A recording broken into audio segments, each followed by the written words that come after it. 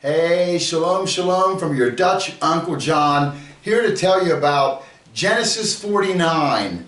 This is the chapter where Jacob, who became Israel, blesses his sons. And it is packed with good stuff. And we got a few gems at the end to throw in. All right, let's first look at the 12 sons of Jacob. They're listed here in Genesis 29 and 30. There is a particular order. This is the birth order. Okay, you see them here. And, they were born to different mothers. Remember, Jacob wanted to marry Rachel, and the father switched the brides at the last minute, and he ended up marrying Leah, and he had to wait 7 years until he could marry the next one, Rachel, the one he really loved. So here is the birth order and their mothers. Okay, the first 4 children were born to Leah.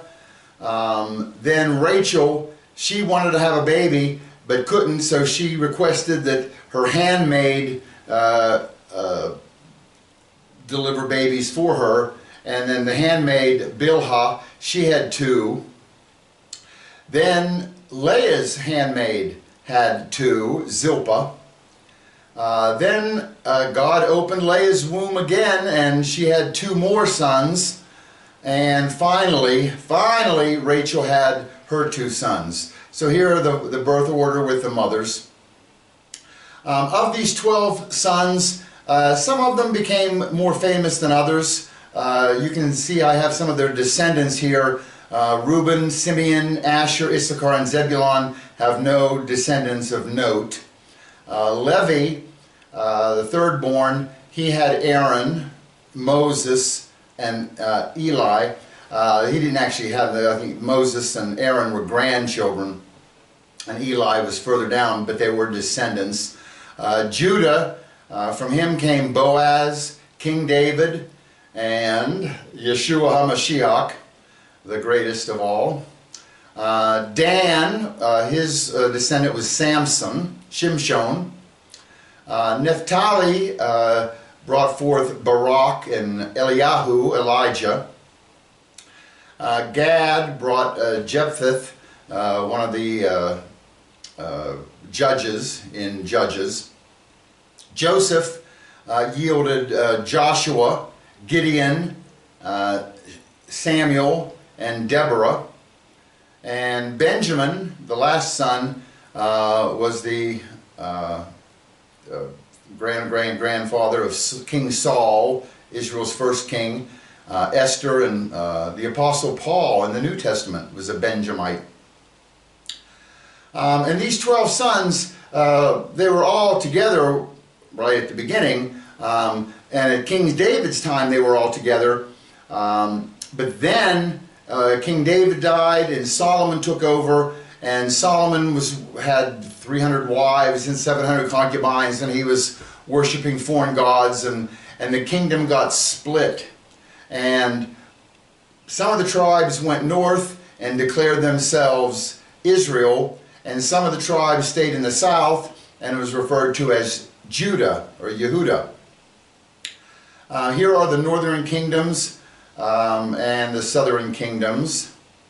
In 2 Chronicles 15:9, it says, "He gathered all Judah and Benjamin, and those from Ephraim, Manasseh, and Simeon who resided with them, for many defected to him from Israel, when they saw that the Lord his God was with him." So some of the tribes migrated south and got mixed together with the southern kingdom. And that would be Ephraim, Manasseh, and Simeon. Remember, Ephraim and Manasseh were the sons of Joseph, who were adopted fully by Jacob when he met them. Okay, remember, he crossed his arms and said, "You two are just like Reuben and Simeon, you are 100% mine." So they became his sons. Okay, it's interesting, those 2 boys are Gentiles. Their mother was an Egyptian woman, right? Asenath, the daughter of Potipharah, the priest of On. And so they were Gentiles, but they are adopted in by a cross. Very nice that Gentiles can be grafted in, adopted in as full-fledged sons of Israel. Very, very nice. That's nice to hear for us Gentiles watching.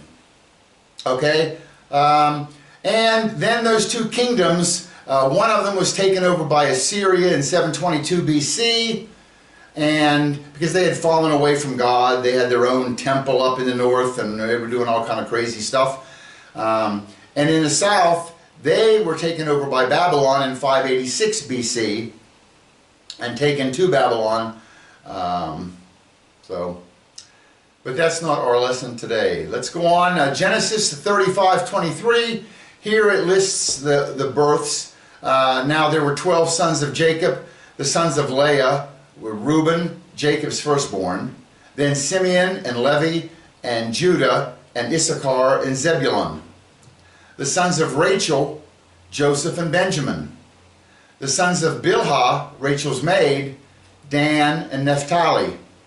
And the sons of Zilpah, Leah's maid, Gad and Asher. These are the sons of Jacob who were born to him in Padan Aram. So here, this is not even the birth order. This is just listing all the sons. All right. So Jacob had the two wives, Leah and Rachel. They each had maids. Leah's was Zilpah. Rachel's was Bilhah. Okay, by the way, I've shown you this before, but if you look at the 7 patriarchs and matriarchs of Israel, there was Abraham, who got his name changed to Abram, and married to Sarai, who had her name changed to Sarah. Okay, and they had Yitzhak, Isaac. Isaac was married to Rebekah, and they had Jacob and Esau, but Jacob's the one in the line, Yaakov, Jacob, and he married Leah, and then 7 years later married Rachel. And in Genesis 35:10, God said to Jacob, "Your name is Jacob. You shall no longer be called Jacob, but Israel shall be your name." Thus he called him Israel. How did he come up with that name? Well, if you look at those patriarchs and matriarchs, you have Yitzhak, Yod, Sarah, Shin, Rebekah, Resh, Abram, Aleph, Leah, Lamed, spells Israel. He took the first initials of the parents' and grandparents' names. Very nice. If you put the 12 sons, remember gematria, each Hebrew letter has a value. Plug the values in for each of their names. And all of their names add up to 3,182. And because there's 12 of them, we can put them into a nice Star of David here. Okay? Elohim, you know, adds up to 86. Elohim being God's title, right? And 86 times 37 equals that total, 3182. Remember 37, 3, God's complex unity, his threeness, and 7 is his completion, perfection. And 37 is woven all through the Bible. I believe 37 is God's number. If you look at these 4 sons, they add up to 1147. These 4 sons add up to 1147. And these 4 sons add up to 1147. Elohim can be shortened to El, which Aleph is 1, Lamed 30, adds up to 31. 31 times 37 gives you 1147. Very nice. These 4 sons add up to 888, which Jesus' name, Iusus in Greek. Greek also has gematria. They don't call it that. They call it isopsephy. Adds up to 888. And 888 is 24 times 37. These 3 sons add up to 888. Again, Iusus. These 6 sons here in the middle of our Star of David, 1480. 1480 is 40 times 37, and Christos in Greek adds up to 1480. So you have Jesus Christos, Jesus Christ. You understand, this is not accidental. Got it?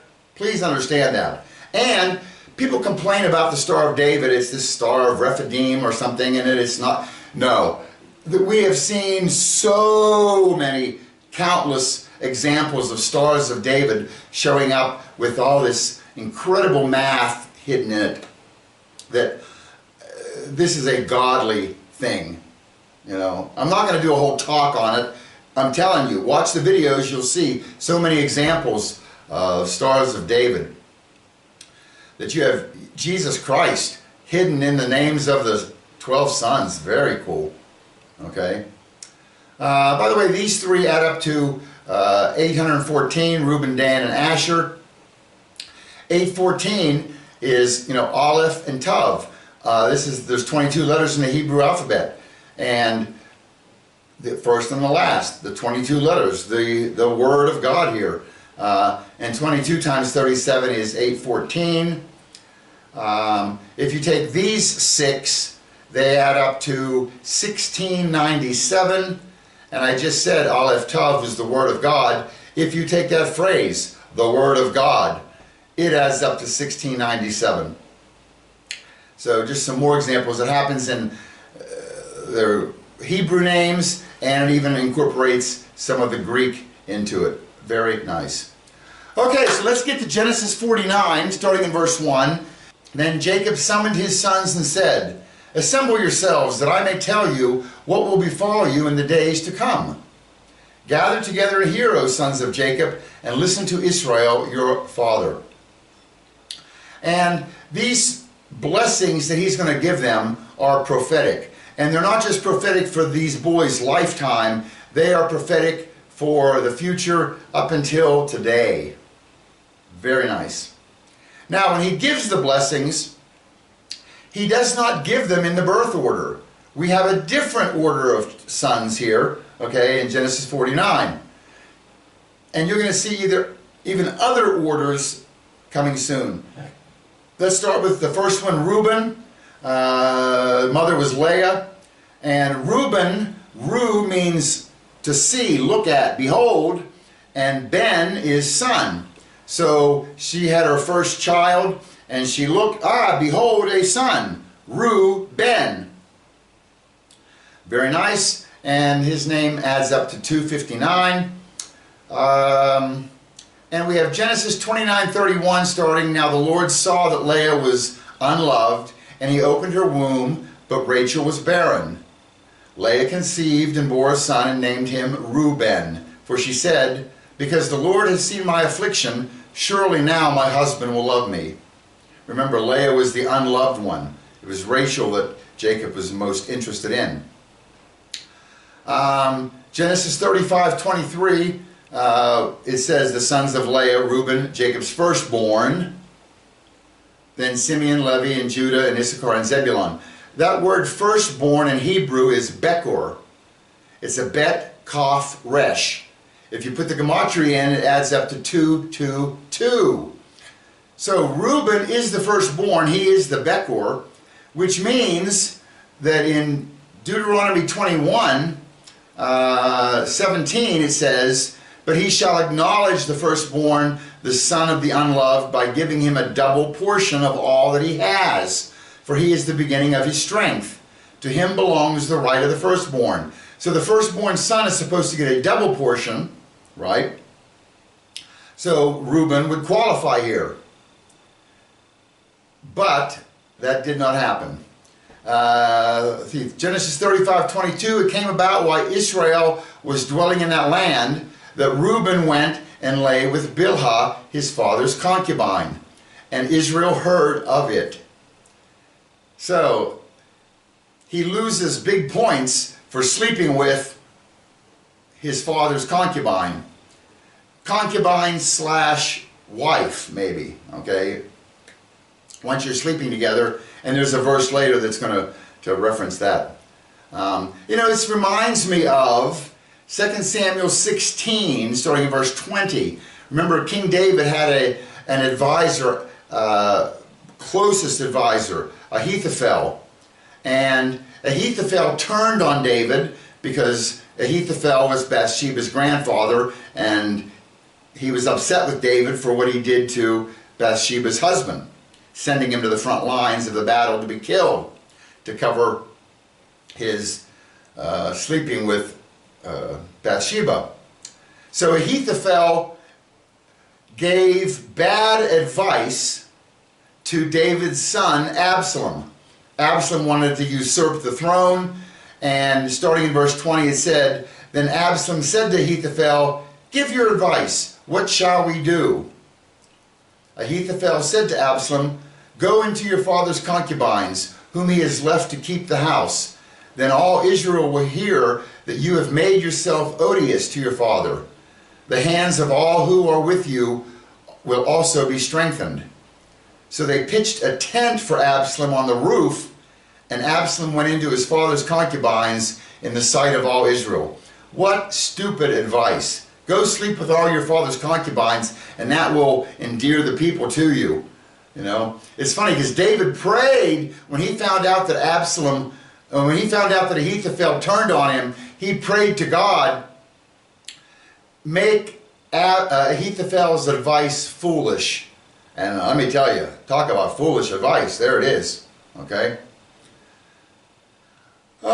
Let's see, Genesis 37:21. When Reuben heard this and rescued, this is whenever Joseph was sent to check on the sons, his brothers, and they were jealous of him because Joseph had the coat, special coat that his father gave, and they decided, let's kill him.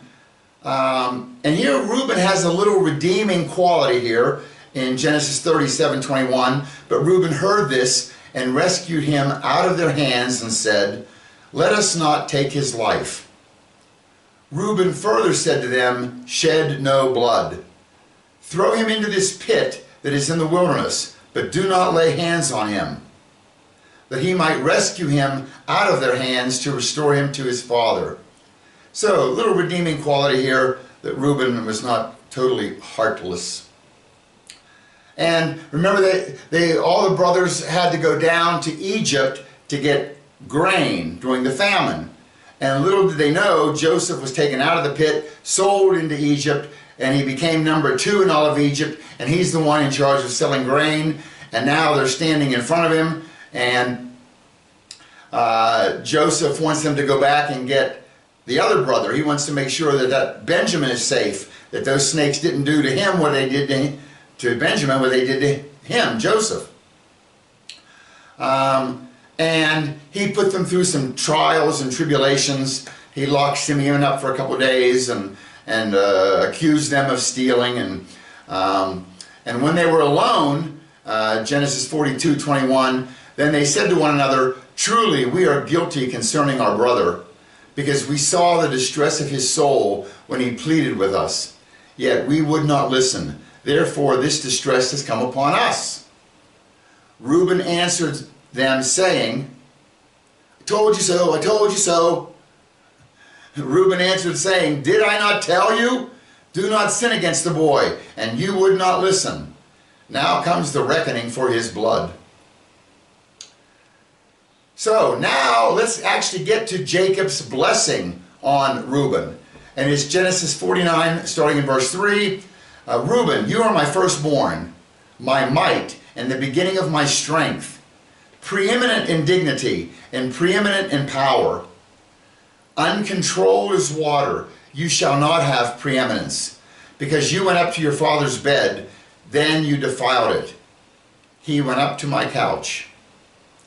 So Reuben is written off in terms of the Bekor, the firstborn blessing of getting a double portion, because of what he did there. If you jump ahead to Deuteronomy 33, verse 6, Deuteronomy 33 is Moses. This is now many years later, right? Moses is giving, before Moses dies, he's giving blessings to the 12 tribes. So we're going to throw the Moses blessings in also in this talk. 33:6 of Deuteronomy, Devarim, says, may Reuben live and not die, nor his men be few. Okay, that's a nice blessing, I guess, right? May you live and not die. Okay, thanks. Okay, and may his men be, and nor his men be few. Here, by the way, is the Moses Deuteronomy 33 blessing order. It also is different from Jacob's blessing order and the birth order. And you'll note here in the Moses order, Simeon does not get blessed. Interesting. Okay. 1 Chronicles 5, verse 1. Now the sons of Reuben, the firstborn of Israel, for he was the firstborn, but because he defiled his father's bed, his birthright was given to the sons of Joseph, the son of Israel, so that he is not enrolled in the genealogy according to the birthright. Though Yehuda, prevailed over his brothers, and from him came the leader, yet the birthright belonged to Joseph. So Judah got the messianic line as a blessing, but the actual birthright of double portion went to Joseph, who was a firstborn to Rachel, the one Jacob truly loved. Okay, but here it's letting you know that Reuben did not get that double blessing. Okay, Genesis 48:21. Then Israel said to Joseph, behold, I am about to die, but God will be with you and bring you back to the land of your fathers. I give you one portion more than your brothers, which I took from the hand of the Amorite with my sword and my bow. So here it's letting you know that Joseph did get the double portion. He got the double, and he had the two sons, right? So Joseph gets double portion. Each of those sons get one of those portions. That's a nice picture there, right? Joseph didn't live much longer. I think Joseph only lived 110 years. He was the first to die. And his two sons, remember, they're fully adopted, so they got full inheritance. Okay, back to Genesis 29:33. Then she, Leah, conceived again and bore a son and said, because the Lord has heard that I am unloved, he has therefore given me this son also. So she named him Simeon. And while we're here, let's read Genesis 29:34. Leah, she conceived again and bore a son and said, now this time my husband will become attached to me, because I have borne him 3 sons. Therefore he was named Levi. We're going to throw these two boys in together because they have something in common. So Jacob and Leah have Simeon. His gematria is 466. Simeon means hearing. It comes from Shema. Remember Shema Israel, Yahweh Eloheinu, Yahweh Echad. Hear, O Israel, the Lord our God, the Lord is one. Shema, hear, hearing. And what did the verse say? She conceived again and bore a son, because the Lord has heard that I am unloved. He has therefore given me this son also. So she named him Hearing, because the Lord heard. Shimeon. Nice picture. And Shimeon and Levi, they did a bad thing. Remember, there was a sister involved. Jacob also had a daughter named Dinah. And there was some people whose land they were next to or with in Shechem. Okay, and one of the boys of Shechem wanted to marry Dinah, and Jacob said, listen, we have a God, the God of Israel, and if you want to be part of us, you have to embrace our religion, which means you have to be circumcised. And this family of Shechem agreed. We will join you in the God of Israel. And so all the men of Shechem got circumcised. And while they were recovering, Genesis 34:25, 3 days later, while they were still in pain, 2 of Jacob's sons, Dinah's brothers, Simeon and Levi, took their swords, went into the unsuspecting city, and slaughtered every male. Ah! Horror of horrors. How horrible that you convince somebody to embrace your God, and then when they agree to the point of even accepting circumcision, that you turn on them and do such an evil thing as to kill them all? Just abhorrent. And Levi was part of that. Okay, Levi is the third son of Jacob and Leah. His value adds up to 46. His name means to join. It comes from lava, is the root word. Lava means to join. Okay, and I think her now look at what she said here. Now this time my husband will become attached or joined to me, because I have borne him 3 sons. So she named him joined, Levi. Get it? Okay. And Moses gave a blessing to Levi. Remember, I told you Moses didn't give a blessing to Shimeon, but he did give one to Levi in Deuteronomy 33:8. Concerning Levi, he said, or Levi, give your Thummim to Levi, and your Urim to your godly one, whom you tested at Massah and contested at the waters of Meribah. Remember, Levi, he became the priestly line of the 12 sons. The kings came through Judah, the priests came through Levi. So he was given the Thummim and the Urim, which those were the 2 things that if you want, the priest wanted to inquire to God about, you would do it through the Thummim and the Urim. So Moses recognized his Levitical position. Okay, and that Urim and Thummim, Urim is just the plural for Ur. Ur is light. And Thummim, okay, Urim begins with Aleph, Thummim begins with Tav. So you're getting a response. If you have a question for God, you're going to address it with your Urim and your Thummim, with your Aleph and your Tav.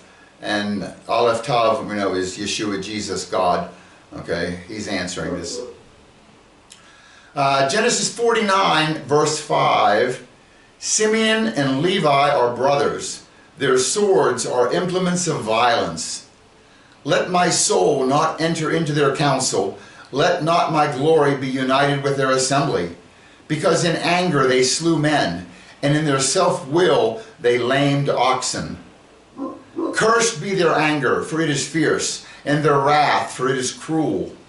I will disperse them in Jacob, and scatter them in Israel. This is Jacob's blessing, deathbed blessing, to Simeon and Levi. Notice he's not happy with these 2 boys, right? And he's going to disperse them throughout his kingdom. And here in Genesis 34 is that story where they go in and kill all those men from Shechem, which is, again, just horrible. I won't read it all. I'll leave it on there for a second. You can freeze it and watch and read it your own. You know, it reminds me, to convert somebody into your God and then do something evil to them. It's just not nice. And there's the Native Americans, whenever the Spanish came to the Americas, in Central America, Peru, all these places, okay, they would say that when the Spanish arrived in the Americas, they had the Bibles, and we, the natives, had the gold. When the Spanish left the Americas, we, the natives, had the Bibles, and the Spanish had the gold. Shame, shame. And when Jacob is giving this, I don't know, call it a blessing, whatever you want to call it. It's not a blessing, really. More of a curse. He does point out that in their self-will they lamed oxen. Right? So whenever they not only killed all the men of Shechem, they, what do you call it? When you cut the tendon behind the foot of an animal or of a person, you can't walk, right? which was a common thing in battles back then. Joshua 11:6. Then the Lord said to Joshua, "Do not be afraid because of them. For tomorrow at this time I will deliver all of them slain before Israel, and you shall hamstring their horses and burn their chariots with fire." Hamstring, that's what you call it. You cut their hamstring muscle behind the foot. Okay? They hamstrung the horses or oxen. 2 Samuel 8:4, David captured from him 1,700 horsemen and 20,000 foot soldiers. And David hamstrung the chariot horses, but reserved enough of them for 100 chariots. So hamstringing became a common battle tactic, but to do it to people who just converted to your God, not nice. Joshua 19:1, it says, "Then the second lot fell to Simeon, to the tribe of the sons of Simeon according to their families, and their inheritance was in the midst of the inheritance of the sons of Judah." This is when the land is being distributed. Each son gets a piece of land. And the second son, Simeon, his tribe, their inheritance was given in the midst of Judah. We'll show you a map in a bit showing that. But it confirms what Jacob said in 49:7 of Genesis. I will disperse them in Jacob and scatter them in Israel. So they got mixed in with another tribe. And here's Moses' quote or prophetic blessing on Simeon. Nothing. He said nothing on that. And we showed you here that Simeon did not get a blessing from Moses. In fact, if you look at the populations of the tribes listed in Bamidbar chapter 1, and then look at it again in Bamidbar Numbers 26, you'll see that Simeon's population decreased immensely, okay, by 37,000. Most of the tribes went up, some went down a little. Simeon went down a lot. No blessing for Simeon. Simeon, I told you, meant hearing. Remember, whenever the tribes are before, the sons are before Joseph in Egypt seeking grain, and Joseph wanted to make sure that his brother Benjamin was safe, so he told them, "Go back and bring your brother Benjamin, and I will keep this one and I will lock him up." And they locked up Simeon. Genesis 42:24, he, Joseph, turned away from them and wept. But when he returned to them, he spoke to them, and he took Simeon from them and bound him before their eyes. Simeon's hearing is bound. Simeon means hearing, and it's bound. And isn't it interesting? He was bound for 2 days. And to God, a day is 1,000 years, 1,000 years is a day. So, this is a prophetic picture, because the Jews have had their hearing bound for 2 days. For 2,000 years, they have not been able to hear, see, or understand who their Messiah is. After 2 days, Simeon is released, the hearing is open. And soon, since Jesus' time, it's been 2,000 years. The 2 days have passed, or are about to have passed. And so very soon, the Jews are going to have their hearing opened, and they're going to see and recognize their Messiah. Very, very nice. Genesis 29:34, we already said this. Yeah, this is where Leah gave birth to the third son, Levi. Let's talk about Levi a bit. Exodus 28:1, "Then bring near to yourself Aaron your brother and his sons with him from among the sons of Israel to minister as priests to me. Aaron, Nadab, Abihu, Eleazar, Ithamar, Aaron's sons." Remember who Aaron was? He's Moses' brother. And how does Moses and Aaron fit into this? 1 Chronicles 6, 1, 2, and 3. It gives you the genealogy. The sons of Levi were Gershom, Kohath, and Merari. The sons of Kohath was Amram, and 3 others. The children of Amram were Aaron, Moses, and Miriam, their sister. They had three children. So Moses' grandfather is Levi, and Moses' brother Aaron became the first high priest. Remember, the Levitical line is the priest line. All right? Deuteronomy 33, 8 through 11. This is Moses' blessing on Levi. He says, starting in verse 8, of Levi he said, let your Thummim and let your Urim belong to your godly man, whom you proved at Massa, with whom you contended at the waters of Meribah. We read that already. Who said of his father and his mother, I did not consider them, and he did not acknowledge his brothers, nor did he regard his own sons, for they observed your word and kept your covenant. They shall teach your ordinances to Jacob, and your law to Israel. They shall put incense before you, and whole burnt offerings on your altar. O Lord, bless his substance, and accept the work of his hands. Shatter the loins of those who rise up against him, and those who hate him, so that they will not rise again. So Moses here gives Levi a beautiful blessing, because he's going to be the priestly line who teaches the ordinances to the other 11 tribes. Very nice. Joshua 21, starting in verse 1. Then the heads of the households of the Levites approached Eleazar the priest, and Joshua the son of Nun, and the heads of households of the tribes of the sons of Israel. They spoke to them at Shiloh in the land of Canaan, saying, the Lord commanded through Moses to give us cities to live in, with their pasture lands for our cattle. So the sons of Israel gave the Levites from their inheritance these cities with their pasture lands, according to the command of the Lord. Remember, each tribe was given an inheritance, a piece of land. But the Levites were not given land, because they're the Levitical, their inheritance is the Lord. But they did get were cities throughout. Not whole chunks of land, but cities, okay, that the Levites could have. And these became known as the cities of refuge, right? If you were guilty of certain crimes, manslaughter and stuff, you could go to a city of refuge and no one could seek revenge on you.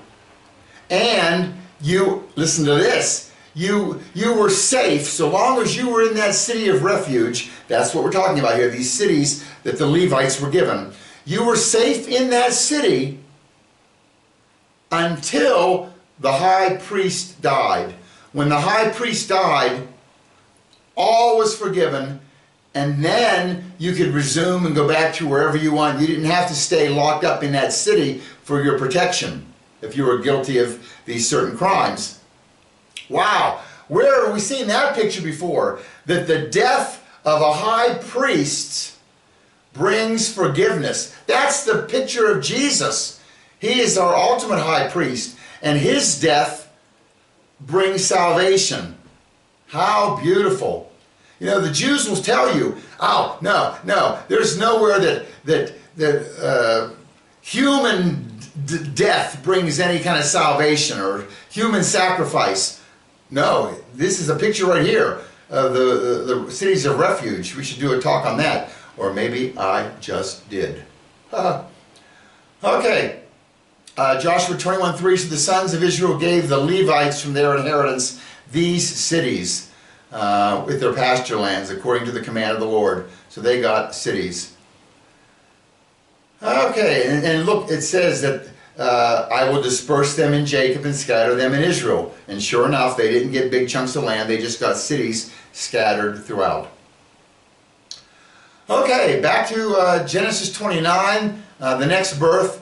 And she, Leah, conceived again and bore a son and said, this time I will praise Yahweh. Therefore she named him Yehudah, Judah. Then she stopped bearing.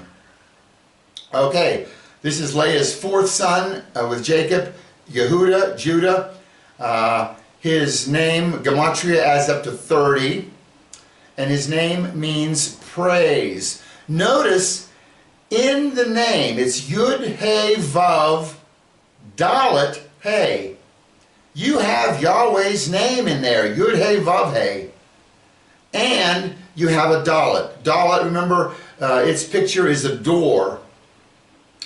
So, what I'm seeing is the door to Yahweh goes through Yehuda. The door to Yahweh goes through Judah. You can't get to God unless you go through Judah. Well, how do you go through Judah? Well, who is Judah's descendant? Yehuda's descendant is Yeshua Jesus. Nice. Okay, the Messiah. Okay, here's Judah's blessing. Here's Judah's blessing from his father. Genesis 49:9. Yehuda is a lion's whelp. From the prey, my son, you have gone up. He couches. He lies down as a lion. And as a lion, who dares rouse him up? Yehuda, your brothers shall praise you.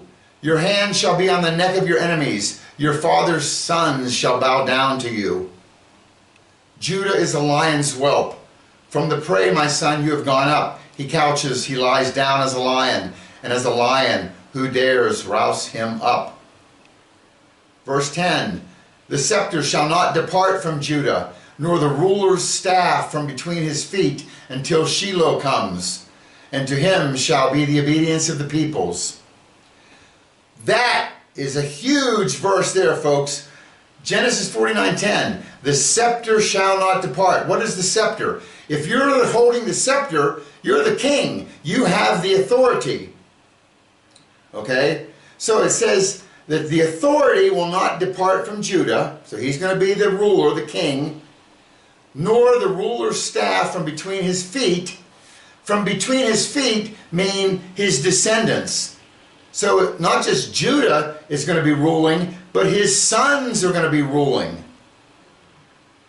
And that scepter will not depart until Shiloh comes. What is Shiloh? Shiloh is a name for the Messiah.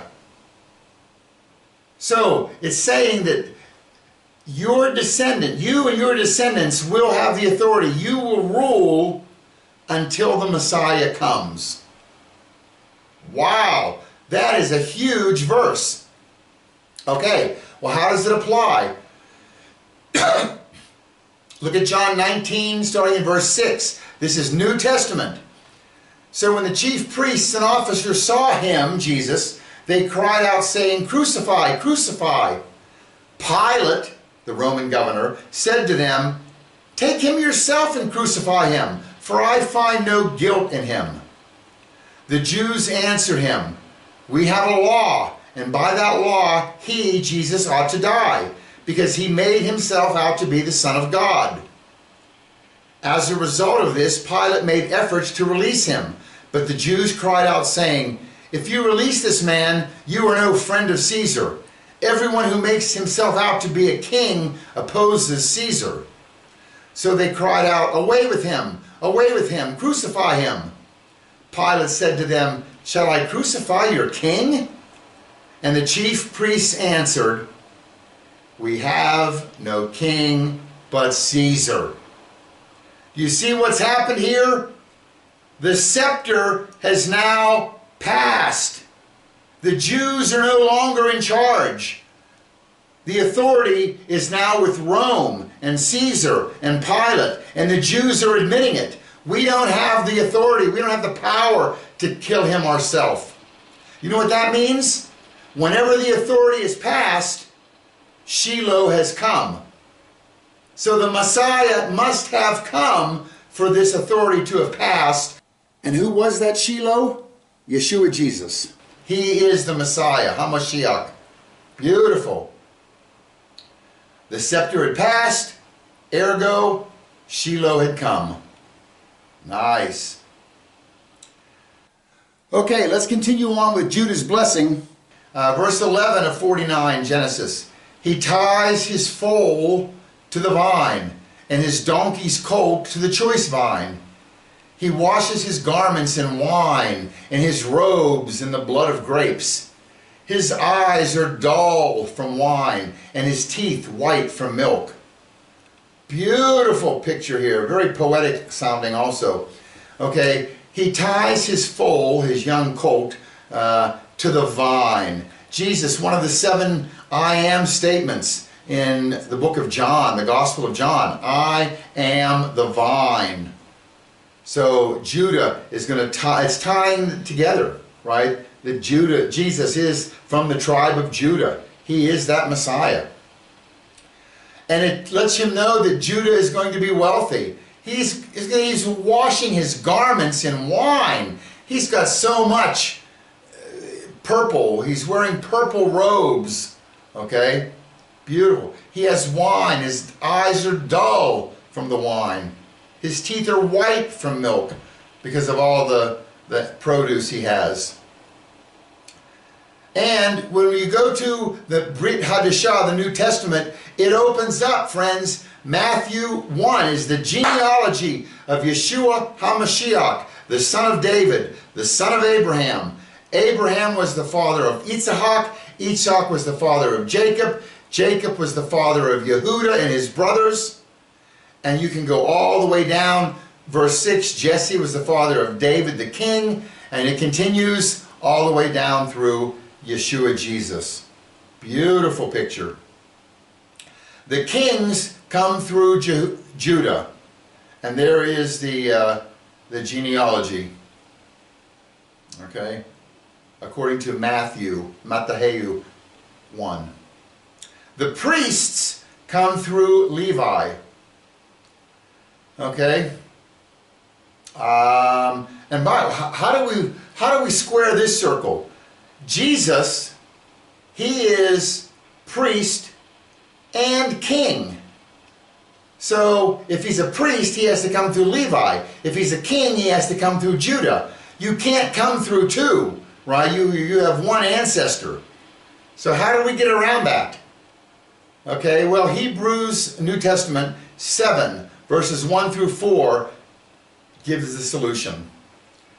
It talks about this guy Melchizedek. Remember him? He was the king of Salem and the priest of the Most High God. And Abraham met with him. And Abraham gave him 10% of his belongings. So Melchizedek was this much earlier priest of God. And that's what's going to be referred to here in Hebrews 7. For this Melchizedek, king of Salem, priest of the Most High God, who met Abraham as he was returning from the slaughter of the kings and blessed him, to whom also Abraham apportioned a 10th part of all the spoils, was first of all, by the translation of his name, King of Righteousness, and then also King of Salem, which is King of Peace. Melchizedek, Melech is Zedek. Melech is king, Zedek righteousness. And he's king of Salem. Salem is Shalom, king of peace. Verse 3, without father, without mother, without genealogy, having neither beginning of days nor end of life, but made like the Son of God, he remains a priest perpetually. Now observe how great this man was, to whom Abraham, the patriarch, gave a 10th of the choicest spoils. And those indeed of the sons of Levi who received the priest's office have commandment in the law to collect a 10th from the people, that is, from their brothers, although these are descended from Abraham. But the one whose genealogy is not traced from them collected a 10th from Abraham, and blessed the one who had the promises. But without any dispute, the lesser is blessed by the greater. In this case, mortal men receive tithes, but in that case one receives them, of whom it is witnessed that he lives on. And so to speak, through Abraham, even Levi, who received tithes, paid tithes, for he was still in the loins of his father when Melchizedek met him. So, Levi, priests come through Levi. But Levi, there was even a greater priest before Levi. Levi, whenever Abraham met with Melchizedek, Levi was still inside of Abraham, not even conceived, right? And so Abraham came through Melchizedek, or Melchizedek is that priestly line there. So Abraham paid homage to Melchizedek, and through Abraham came Levi, who is subordinate to Melchizedek. So Jesus, he's not subordinate through Levi, he comes through a greater priest, Melchizedek. It's hard to explain, but easy to understand. So physically, he's a king who comes through Judah, and spiritually, Jesus is the priest who doesn't come through Levi, but comes through a much greater priest, Melchizedek. All right. All right, so let's talk about Leah for a moment, because I kind of feel, well, I feel sorry for Leah, right? I mean, she loves this man, but he doesn't love her. Unrequited love sucks, okay? And not only that, she and Rachel were sisters and just doing nice together until this Jacob shows up and favors Leah, or favors Rachel over Leah, and then marries both of them, but he doesn't love Leah, he loves Rachel. So there has to be some kind of a split between Leah and Rachel. You know, there's a constant humiliation that she's the unloved. There's the sisterhood bond, the friendship bond that she lost with Rachel. And it's even evident in how she named her children. What did it say in the first one? Genesis 29:32. She named him Reuben because, for the Lord Adonai has seen my affliction. She's got affliction. 33. She became pregnant again and gave birth to a son, for Adonai, for the Lord heard that I am hated. So she named him Simeon. 34. She became pregnant again. Now this time my husband will join himself to me. So she named him Joined, Levi. You hear it's like, woe is me, woe is me, woe is me. It's reflected in the names she's given these boys. But now she has the fourth son. And what did she say? I think Leah finally gets the picture here. When she became pregnant again and gave birth to a son and said, this time I praise Yahweh. For this reason she named him Yehudah, praise. Then she stopped having children. Wow, how cool is that?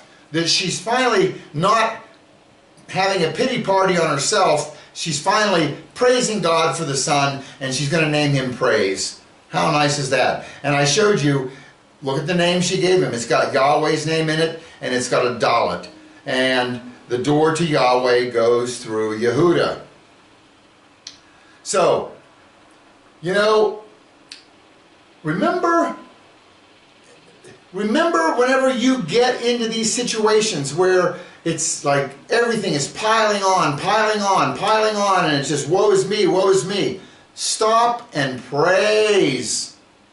Who was it in the New Testament? Remember, Paul and Silas were in jail. They were arrested falsely. They were beaten. They're bleeding. There's no one to check after them. They were in a cold stone jail, right? Did they cry? Did they complain? No, they sang. They sang praises to God. And they prayed. The whole jail heard them. And what happened? An earthquake happened, and the doors swung open, and the jailer repented, and the whole family accepted Yeshua of the jailer, and prisoners were freed. Praise, praise, praise. And you know what? a reward will come. And a reward came to Leah. What was Leah's reward? She did have some more children later on, but her biggest reward was she got to be the line of Messiah through Judah, through praise. Beautiful picture, okay? That was a nice honor that she received. And it was, I think, based on her giving that name. Okay? All right, and Joseph, he was also blessed, but he didn't get the blessing of Messiah. He got a blessing of a kingdom. I mean, he's number 2 in all of Egypt. That's a nice blessing also, right? But he didn't get the Messiah lineage. That went to Leah. Nice. Okay, Genesis 30, verse 19. It says, Leah conceived again and bore a 6th son to Jacob. Then Leah said, God has endowed me with a good gift. Now my husband will dwell with me because I have borne him 6 sons. So she named him Zebulun. Afterwards she bore a daughter and named him Dinah. Here, in the birth order, it jumps to the 6th son of Jacob and named him Zebulun. His name adds up to 101, and his name has an alternate spelling. It's spelled 2 different ways. One time it has an extra vav, and one time it does not. And the gematrias reflect that. They're 6 digits apart. Okay? It says, Zebulun will dwell at the seashore, and he shall be a haven for ships, and his flank shall be towards Sidon. This is Jacob's blessing in Genesis 49:13. But there's kind of an odd thing here. Zebulun will dwell at the seashore. Look at this in the Hebrew. It says, okay, the first word is Zebulun, and then it's to seashore. And then the third word is Yamim. Yud Mem, Yud Mem. Well, Yud Mem is the word for sea. And if you pluralize it, you put Yud Mem. So it's actually seas. So it's not Zebulun will dwell at the seashore. What it should say is Zebulun by the shore of the seas, plural, will dwell. Well, if you look at a map, look at Zebulun's land that he was given. It's not touching any sea, but it is between the seas. His land is between the Mediterranean and the Sea of Galilee. And I think that's why it says seas. A lot of Christian Bibles don't point that out. They just say he will dwell by the sea. Well, you can see he doesn't dwell by the sea. He dwells between the seas, plural, Yamim. Okay? And his flank shall be towards Sidon. Sidon is to the north, would be like Lebanon today. Okay?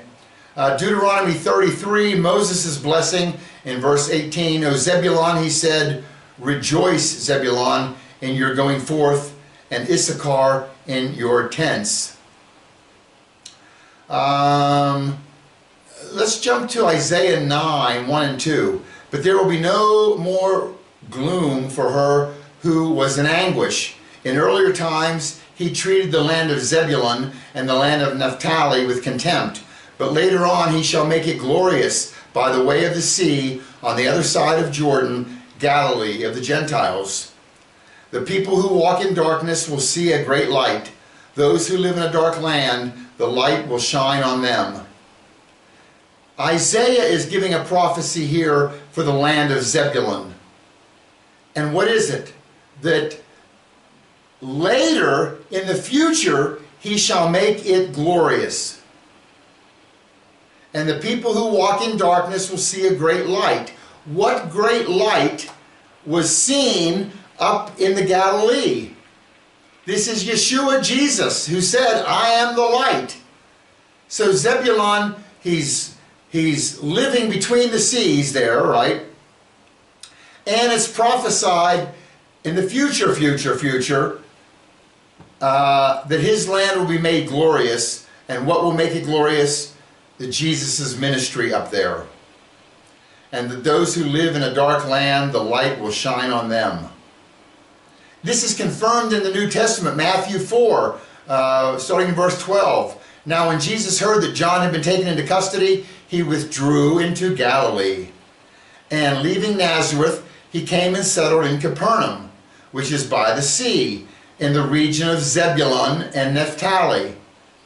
This was to fulfill what was spoken through Isaiah the prophet.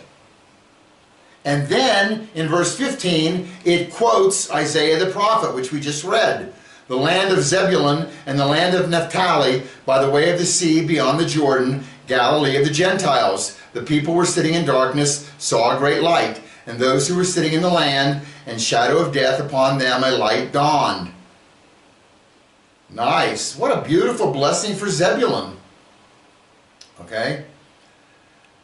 All right. Next in the birth order here, we got Genesis 30, verse 14. Let's have a drink here. We got a new one today. Lubimi strawberry. I usually don't like strawberry, but I thought we'd mix it up a bit, and it's quite nice. Okay, starting in verse 14. Now in the days of the wheat harvest, Reuben went and found mandrakes in the field and brought them to his mother Leah.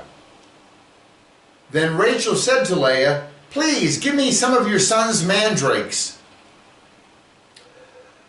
Okay, the word mandrakes is dudaim. There it is in the Hebrew. And what are mandrakes and why does Rachel want them? Remember, Reuben brought them to his mother Leah. Rachel saw it and wanted them. Mandrakes are some kind of a plant that is supposed to have like an aphrodisiac quality to them. Okay? So when Reuben gives them to Leah, Leah is like, this will be good. This will help me or my husband will produce more babies. Rachel, who has no babies, wants babies, and realizes, give me some of these mandrakes. Look at verse 15 of Genesis 30. But Leah said to her, is it a small matter for you to take my husband? And would you take my son's mandrakes also? So Rachel said, therefore he may lie with you tonight in return for your son's mandrakes. Okay, this is complicated a little bit. Remember, Jacob loves Rachel, and he's with her every night, every night, every night. Leah never gets to sleep with her husband.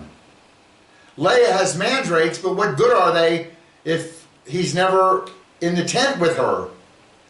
So Rachel, who wants these mandrakes because they may help produce babies for her, says, listen, you give me some of your mandrakes and I'll let you have your husband one night. And Leah agrees. So it's these mandrakes, they're going to aid in fertility. It's some kind of a plant root or something. Could be wives' tale, could not be, we don't know. Genesis 30, verse 16. When Jacob came in from the field in the evening, then Leah went out to meet him and said, you must come in to me, for I have surely hired you with my son's mandrakes. So he lay with her that night. God gave heed to Leah, and she conceived and bore Jacob a fifth son. Then Leah said, God has given me my wages, because I gave my maid to my husband. So she named him Issachar. Okay, Issachar adds up to 830. It means, this is Leah and Jacob's son, it means recompense or hiring, wages, being paid, okay? and she kind of bought this night with her husband with the mandrakes. All right. We don't know a whole lot about this son Issachar.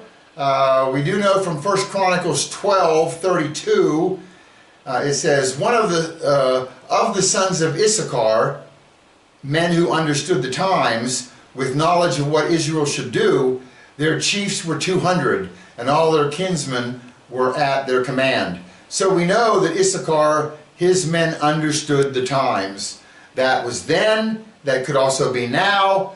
We should be like Issachar and understand the times. Because let me tell you, friends, these are some crazy times going on right now. Be aware of what's happening. It's very biblical, end of world, prophetic stuff. That name Issachar, you can break it down. What does it actually mean? Well, Ish is the first part. Ish is man. Remember, we've talked about the 6 different words that mean man in the Bible. Adam, Ish, Enosh, Gever, and in the New Testament, Anthropos and Ner. So Ish is man. The word Sakar means to hire or wage. So Ish, Sakar, wages. A man of wages. A man of hire. Issachar. Jacob's blessing on him says, Issachar is a strong donkey, lying down between the sheepfolds. When he saw that a resting place was good, and that the land was pleasant, he bowed his shoulder to bear burdens, and became a band of servants. So he compares him to a donkey. Why not a sheep? Well, you know what? That's not a bad thing, and a donkey isn't a bad thing to be. I don't know if you ever know this, but oftentimes people who do raise sheep like to have a donkey or two in that mix with the sheep. Donkeys are very protective of their surroundings and the animals that they're with. So a wolf comes at night, or a bear or something, to attack the sheep, the donkey will fight and fight. Stubborn donkey will fight to protect the group that he's with. Okay, and Issachar has a nice life here. He's lying down between the sheepfolds, so he's just taking it easy. Resting place is good. Land is pleasant. And it does say something nice else about him, that he bowed his shoulder to bear burdens and became a band of servants. So he's okay with doing work, putting his shoulder to the grindstone and helping out. Okay? His name implies he's a man of hire. You know, and that's not necessarily a bad thing, is to help out somebody in need. In fact, that's what one of our things, you know, God said, if you want to serve God, how do I serve you? God says, you want to serve me? Serve others. So Issachar is doing what should be done. Okay? To serve one another is a blessing. And it's this spirit of prophecy, because those who serve are doing what Yeshua Jesus wanted us to do. Serve others. Okay? And Issachar always stepped up and was very faithful in times of battle.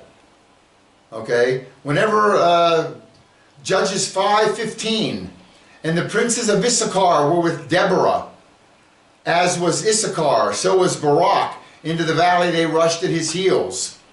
1 Chronicles 12:38.